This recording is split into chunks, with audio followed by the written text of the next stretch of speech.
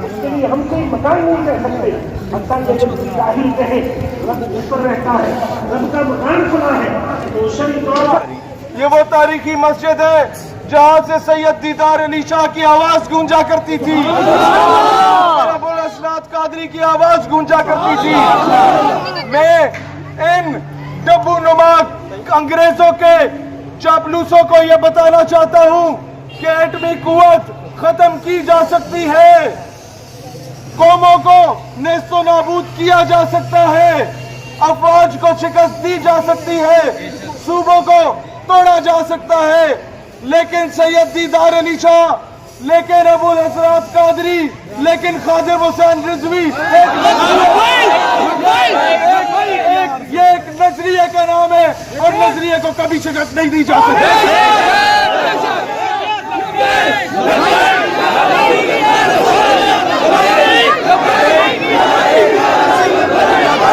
आ रहे हो, मैंने जवाब दिया कि मैं कायद आज़म मोहम्मद अली जिन्ना रहमतुल्लाह अलैह के कहने पे आ रहा हूँ। जब उनसे पूछा गया कि पाकिस्तान को बने जुमा 8 दिन हुए, तुम्हारा दस्तूर क्या है, तुम्हारा मंशूर क्या है, तुम लोगों का कॉन्स्टिट्यूशन क्या है, तो कायद आज़म रहमतुल्लाह अलैह ने कहा, Who am I to create the Constitution of Pakistan? The Constitution of Pakistan has been created 1400 years ago. मैं कौन होता हूँ? पाकिस्तान का आइन बनाने वाला, पाकिस्तान का आइन 1400 साल पहले का बन चुका है।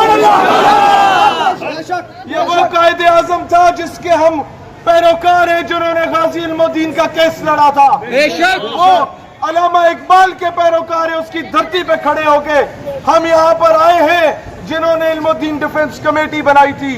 दोस्तान जी वकार, ये बात याद रखिएगा, अपने स्कूल के टाइम में भी ये पढ़ा था कि every action has a reaction, every false narrative has a counter narrative.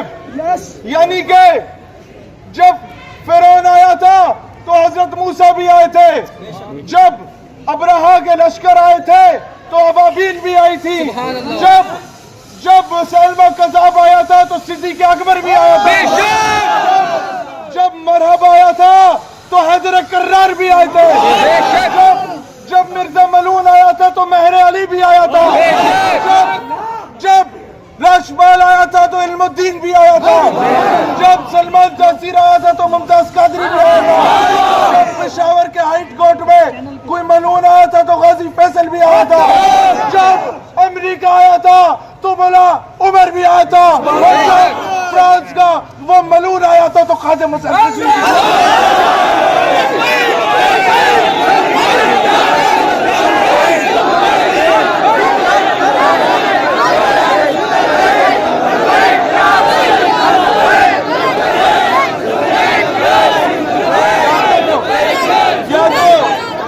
या तो नारा ना लगाओ तो तेरा दीवार को पता चले कौन है।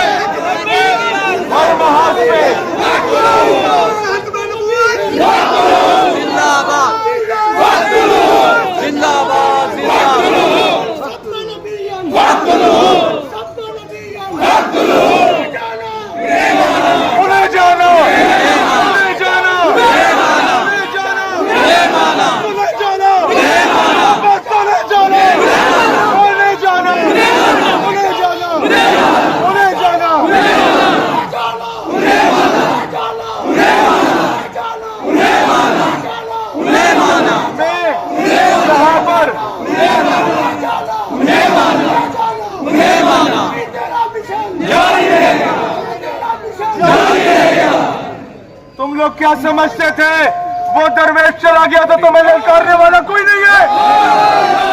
वो अपना मिशन छोड़ के गया जो हम जारी रखेंगे दोस्तान जी वकार। अब याद रखें, हमने अहद किया है अपने बुजुर्गों से कि जहां जहां ये नाजायज औलादें निकलेंगी, वहां वहां इनका काउंटर नैरेटिव देने के लिए ये कौम के नौजवान निकलेंगे।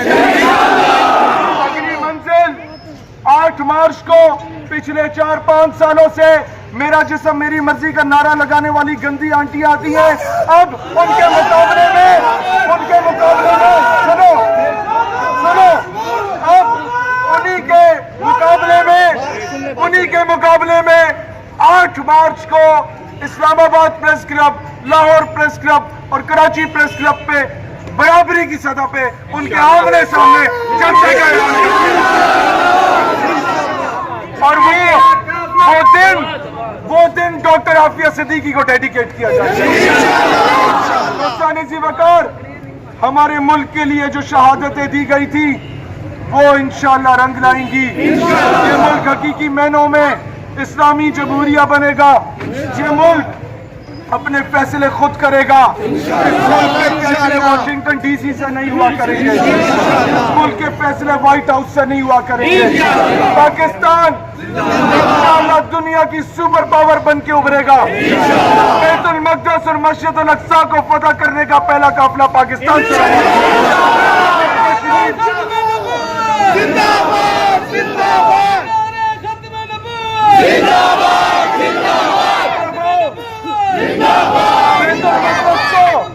जब बैतुल मक़दस को फतह किया गया था तो अय्यूबी रहमतुल्लाह अलैह ने ऊंची ऊंची आवाज में तमाम हाफिज कुरान से कहा कि आजाने दो। यहाँ पर जहाँ ये ढोल की थाप पे नाचे थे, यहाँ ऐसा ताजदार खत्म नबूवत का नारा लगाओ, दोबारा इनकी जड़प ही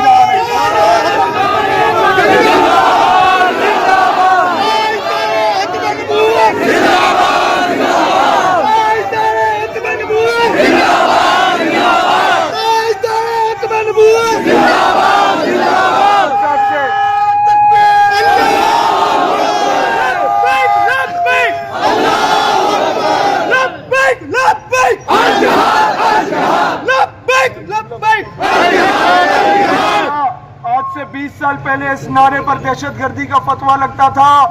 आज मेजॉरिटी यहाँ पर कॉलेज और यूनिवर्सिटी के लड़के खड़े हैं। आज सुन लो ये क्या बोलना चाहते हैं।